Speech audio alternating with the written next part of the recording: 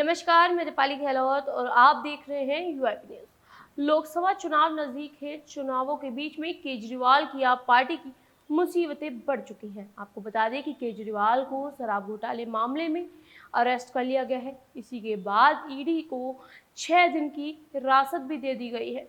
वहीं आपको बता दें कि इन्हीं सारी बातों के बीच में अतिशी ने भी बीजेपी समेत इलेक्ट्रो बॉन्ड को लेकर बड़े बयान दिए हैं। क्या कुछ कहते हुए नजर आ रही हैं अतिशी? आइए चलिए हम आपको इस वीडियो के माध्यम से दिखाते हैं। मैं बताती हूं आपको कि मनी ट्रेल कहां है। ये है मनी ट्रेल।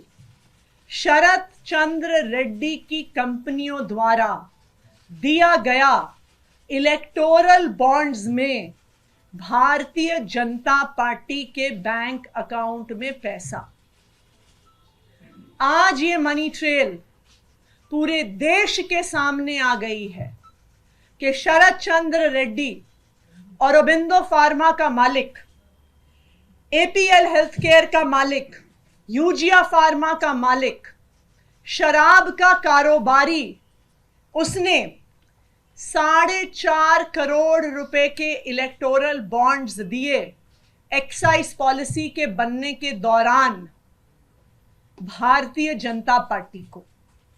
उसके बाद गिरफ्तार होने के बाद 55 करोड़ रुपए के इलेक्टोरल बॉन्ड्स दिए भारतीय जनता पार्टी को।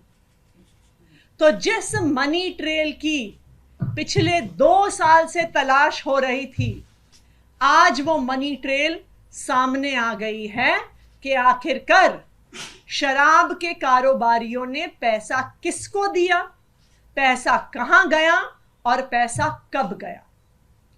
तो अब मैं प्रधानमंत्री नरेंद्र मोदी जी को चैलेंज कर रही हूं। मैं उनके राइट हैंड इन्फोर्समेंट डायरेक्टरेट को चैलेंज कर रही हूं कि आज शराब घोटाले की मनी ट्रेल मिल गई है। सारा पैसा भारतीय जनता पार्टी के बैंक अकाउंट में गया है।